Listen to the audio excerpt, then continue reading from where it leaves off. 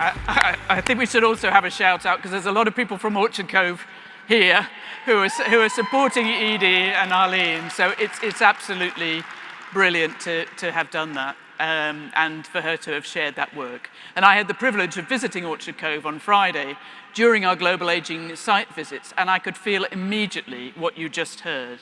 A culture rooted in dignity, creativity, and genuine human connection. And that visit was a reminder of why we gather as a global community. And every leader represented here is pushing back against the outdated narrative of aging. Wherever we are across the world, we're creating spaces where older adults can live fully, boldly, and with purpose. And so with that inspiration in mind, I'd like to take a few moments to reflect on the Global Aging Network and the ripples of impact we are making across the world. So I've had the pleasure of joining the LeadingAge conference for 3 times now. And each of those times that I've come here, I felt a little bit more connected, a little less overwhelmed by all of you, and a lot more certain that working together, dismantling the boundaries that divide our countries, our cultures, our traditions, and uniting around the things that we share passion and drive and commitment towards, makes us stronger and better able to fight for the changes that we want together. On Wednesday last week, the United Nations recognized the International Day of Care and Support Workers. And it's fortuitous that this falls on a day so close to this conference, and I suspect one of the largest gatherings in the world of those who work in care and support. So it's quite a big moment for the world, having all of you together here. And in recognition of that, I want us to take just a minute to both recognize and thank those who work so tirelessly to ensure people all over the world receive the care and support they deserve. And in case you didn't realize it, that means you. So I want you just to take a moment to turn to your neighbor and thank them for everything that they do, and to receive the thanks. And say it out loud. Let's raise the roof as we celebrate our international community of care and support.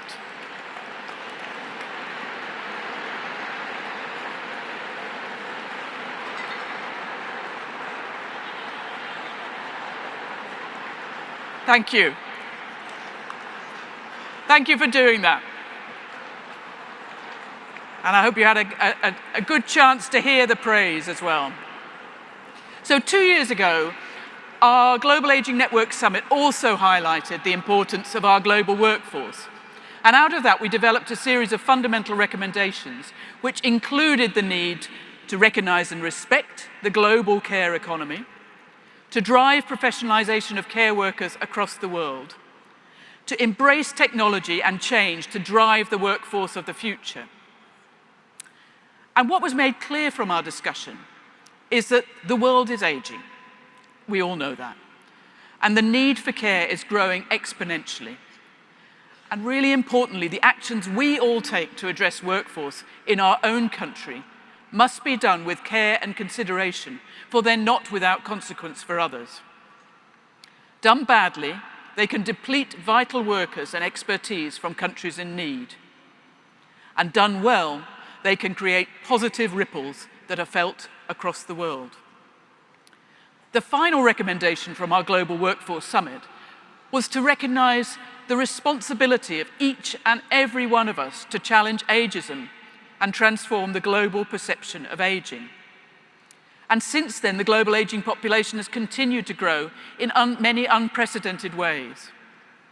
In many countries, those over 65 make up at least 20% of the overall population, and in some cases, closer to 30%.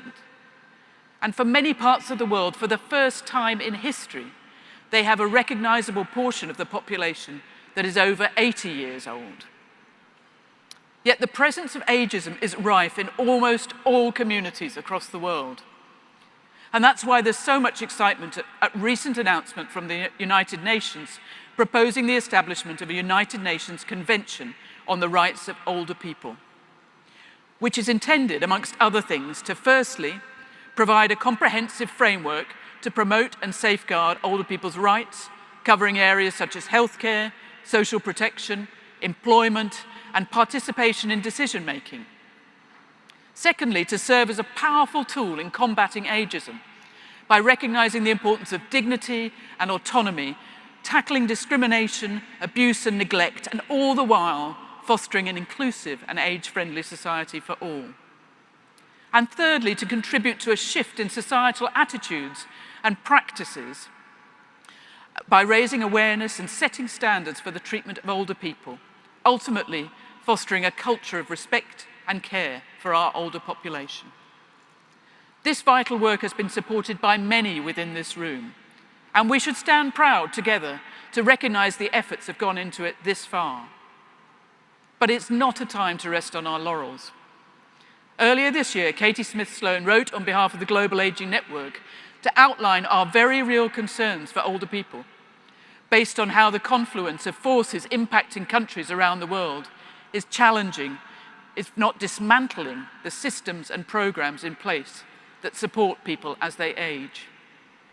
She noted that for too long, many governments have overlooked the realities of population aging and its implications, and the unwillingness to meet those needs has and will continue to place an undue burden on families and local governments, with the biggest price to pay being for older people themselves, resulting in older people who are unable to access services due to lack of staff and funding, older people who are unhoused due to lack of affordable options, and older people whose basic rights as contributing members of society are not honoured.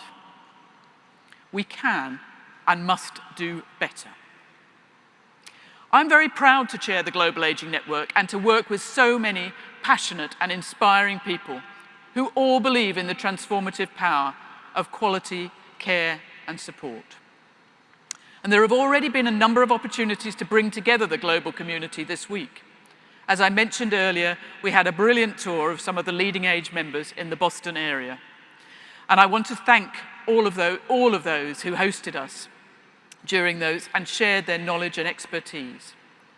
Plus, we've had an excellent summit focused on innovation in aging, supported by Point-Click Care, with delegates and speakers from across the globe, building momentum to support a global movement for change. However, the opportunities to connect globally do not stop there. And once the exhibition opens later this morning, you'll have an opportunity to see global research in action at the Aging Commons presentations and live poster sessions. Plus, throughout the conference, you'll have an opportunity to visit the International Cafe, where you meet members of the Global Aging Network board and team. Come and chat about what matters to you. The International Cafe is a brand new concept for this conference and has been supported by Sodexo and their Vibrant Minds initiative. And finally, I want to reiterate what a privilege it is to be here and with you all. And a reminder that at the end of the day, this work that we do really counts. And what you'll see throughout this brilliant program for this conference, through the passion, the expertise, the creativity and innovation, is that getting it right for people matters to us all. Thank you.